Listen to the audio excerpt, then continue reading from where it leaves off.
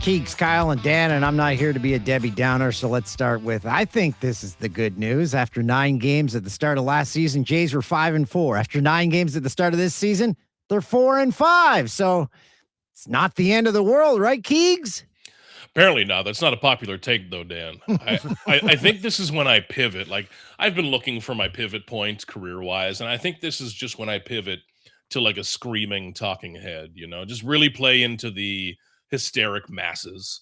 The season is over on April 6th. And, can you trade Vladdy at this point? Can you move on from Dylan Cease? Would anyone take them?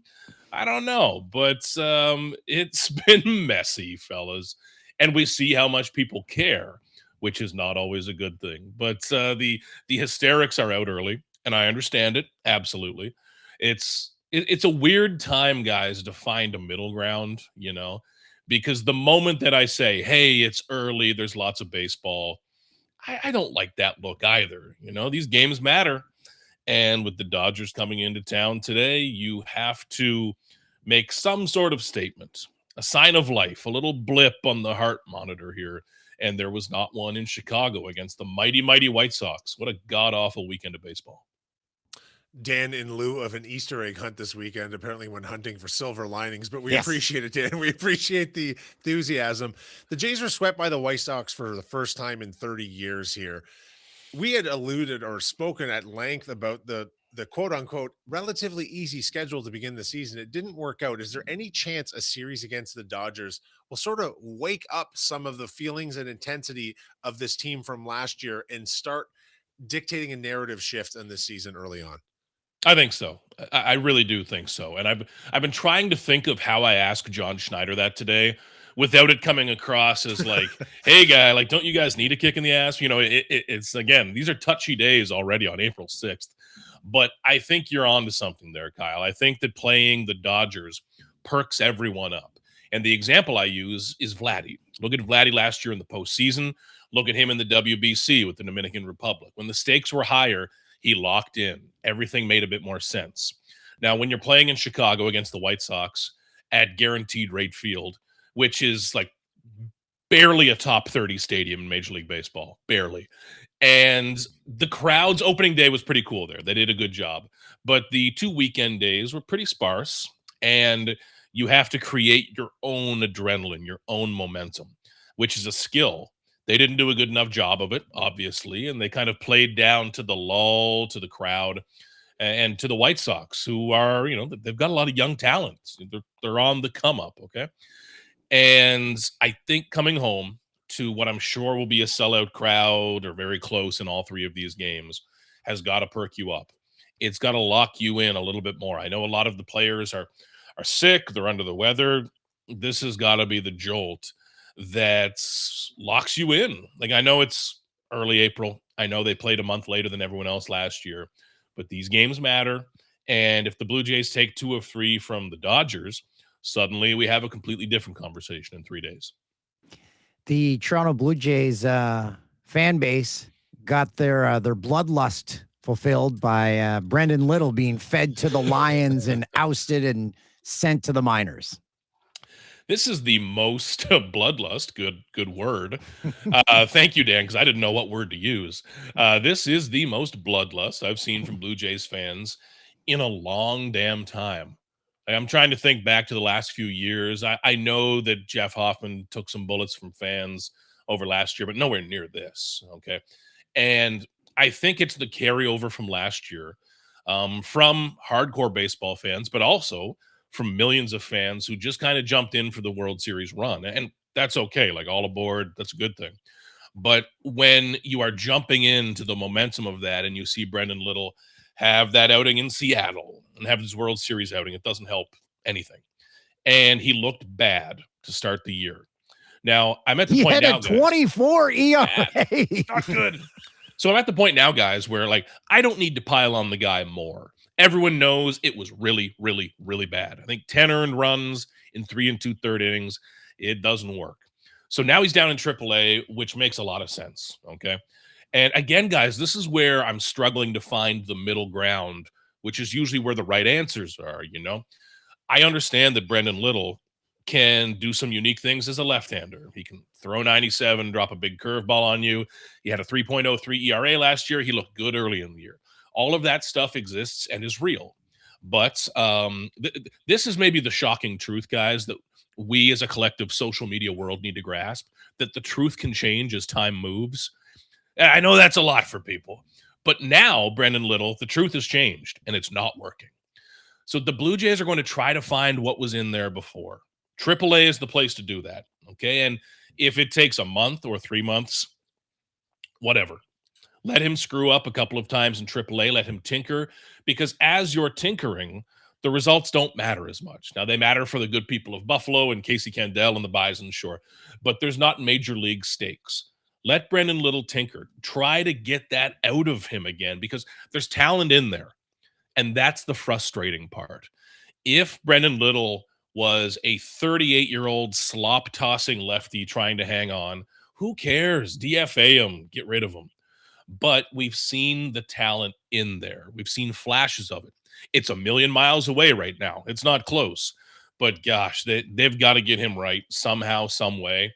There's still a world, guys, where he comes back later this year and matters. And that's up to him.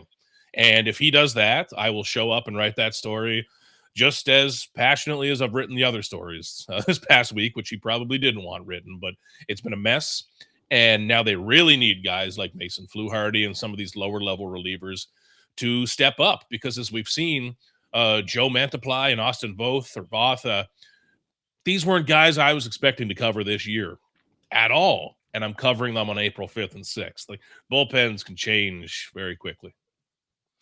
Keegs, I'd ask you to provide an injury update for us, but we simply don't have that much time on this show. They added Addison Barger and Alejandro Kirk to that on the weekend, and they now have what would probably be the best team in AAA on the IL.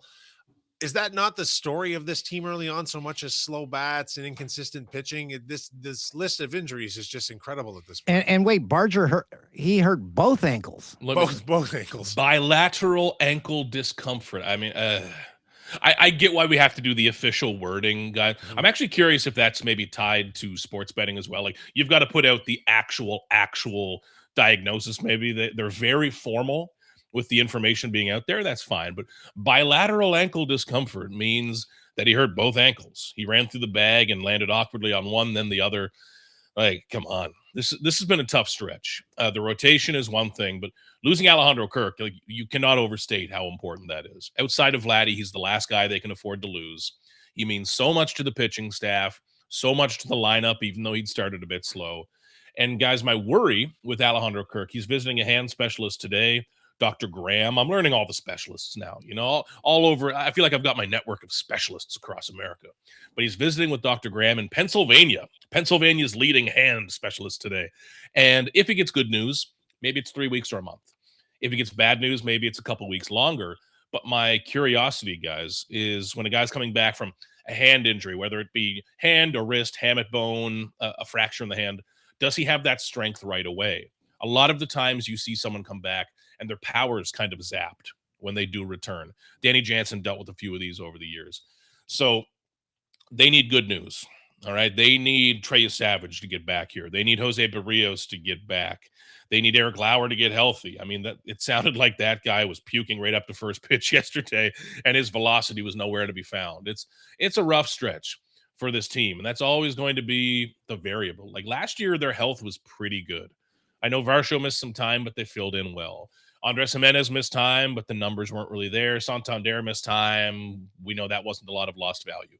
This year, they're losing real value, real star players, and there's no replacing that. I don't care how good your depth or farm system is. You don't replace Alejandro Kirk, and it gets exposed really quickly. On injury reports, when they list the injury, I'm always brought back to when Rich Perrant with the St. Louis Blues, the injury report came out, and he had scrotal contusion and a ruptured testicle. Oh, this is actually one Al of my... McInnes slap shot in practice. The pride of Nova Scotia. I remember, guys, when I was an intern, my first year covering Major League Baseball, 2016 or 2017, I was covering, it was an Orioles catcher, I believe. I'm trying to remember. But they were removed from the game. They got clipped. And the official medical diagnosis from the team, I believe, was either testicular contusion or abrasion, one of those words. And my Word document, as I was typing too quickly, auto-corrected it to amputation. And to this day, the editor who caught that, like if they need a kidney, whatever, they might have saved my career. That would have been a tough one. Tyler Heineman, have you talked to him? Because as a backup catcher, you have one job: be wallpaper. If no one mentions you, you're doing a bang up job. Backup catchers and punters, man. Just if we're talking about you, it's probably not good. And Heineman was so good last year. He is well liked in the clubhouse. He managed the staff well. He put up a 770 something OPS last year, like a breakout season at 33 or 34. Like credit to him last year. The last few days have not been good. And this situation, guys, I think gets really interesting really quickly. Brandon Valenzuela is, in my opinion, a big leaguer. And to have 3 big league caliber catchers, that's great. Most teams only have 1.5. A lot of teams do not have 2 MLB caliber catchers. There are not enough catchers in Major League Baseball. But for me, guys, it's okay if Heineman is hitting 198 and everything else is solid. Whatever. There's enough upside elsewhere in this lineup. I'm not going to point to Heineman whatsoever as the guy that needs to hit more. But you cannot be making mistakes like that rundown. And that was unfortunate, guys, because the play Ernie Clement made to start that rundown, like keeping the ball spinning and throwing to third, was so damn good. Like I was in the press box saying, wow, as he made that happen. And then you throw it into left field. So it sounds like Heineman took that pretty hard. He's a guy who really cares. And I think given his career and how he's bounced around the league, he is, I'm sure, quite understanding of the realities right now. This is kind of make it or break it time. And Valenzuela's coming up. He's young, 25, I believe, talented. Got his first hit yesterday. John Schneider said he's got a bright future. He was one of the highlights of camp. So this is going to get interesting. I actually view this as a bit of a competition, frankly, the next month or so while Kirk is out. But again, like Dan says, it's not going to be about who is a superstar. It might just be about who is steady and who we don't notice and don't talk about. Looking around the rest of the AL East, the Yankees have obviously started off the season very hot, but the rest of the division's been relatively flat, and that has to play into the Jays' favor so that they don't lose too much ground on too many teams this early on. It's got to. I mean, the Orioles, Chris Bassett's had a couple rough ones already down there. The Red Sox don't look great. Like I think that Roman Anthony and their young talent will eventually catch up. And if there's any manager in baseball I trust to extract as much out of a team, it might be Alex Cora. Like he's really damn good at what he does. But this division's not hot yet. And coming up, like guys, it's again, like I don't care about early. Like coming up, their first series against the Yankees, their first series against the Red Sox and Orioles are going to be extremely important because we saw that at the end of last year. Blue Jays and Yankees, 94 wins apiece, but the Blue Jays had the tiebreaker. And I'm probably going to lean into that a lot more this year, like talking about the tiebreakers early. They really matter, especially now that you play fewer games against the division compared to 5-10 years ago. So you've got to win these early ones. And the AL East is probably going to control the wild card conversation as well. Excuse me, down the road. But the Yankees are really good. They are going to score 1 million runs. We've talked about this going into the season. They're going to get pitchers back as well.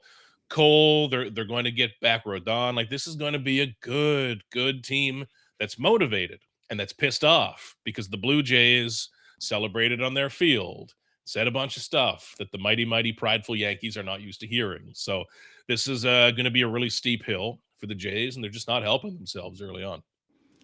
I want to get back to the need for catchers, and there's also always a need for left-handed relievers. So if you had a athletic son who could choose his position, would you steer them towards being a catcher or a left-handed reliever?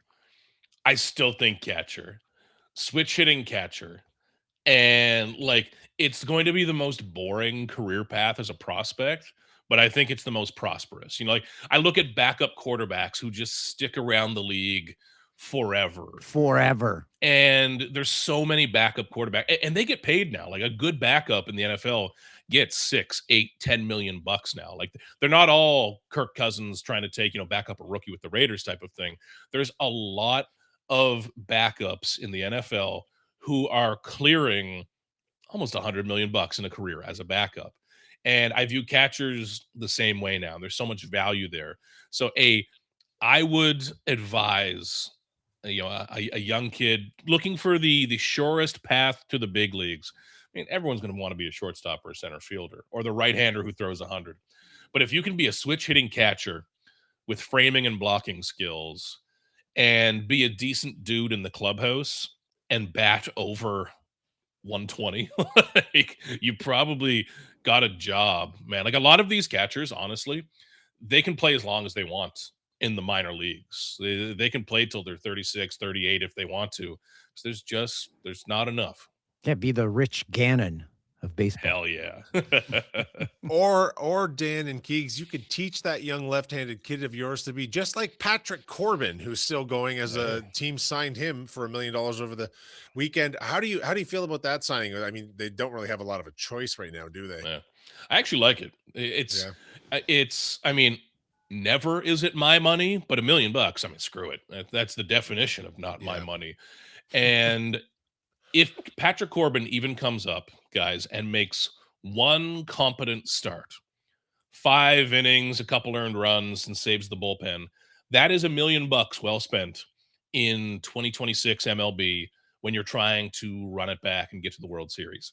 I know that sounds crazy, but Major League Baseball has broken any concept of numbers and money in my brain. Like one good start, save the bullpen once, keep everyone fresh, money well spent, and it worked out. Anything more than that, it's a bonus. But Patrick Corbin's been durable as hell his whole career.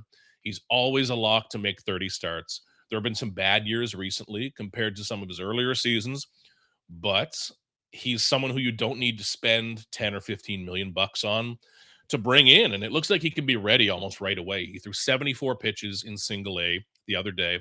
Everything looked good enough. Okay. It looked normal for who Patrick Corbin is. So if this rotation spot for Trey Savage comes back around, that could make a lot of sense. Lazaro Estrada can't be brought back up again because he was just optioned. So you can bring in Patrick Corbin, make it work one time, maybe twice, and then there's no more rush to bring Savage back too quickly. And he looks good, but maybe he takes 2 more starts instead of 1 more. So these are the names, guys, that like baseball writers, we're so cool. Like we're just really cool guys. So when we sit around at breakfast or having a beer, we like to bring up like the 2021 Jays roster and just like read off names that none of us remember covering. I feel like Patrick Corbin might be that guy in a few years. Corbin also great on LA Law. Thanks, Keegs. You got it, guys.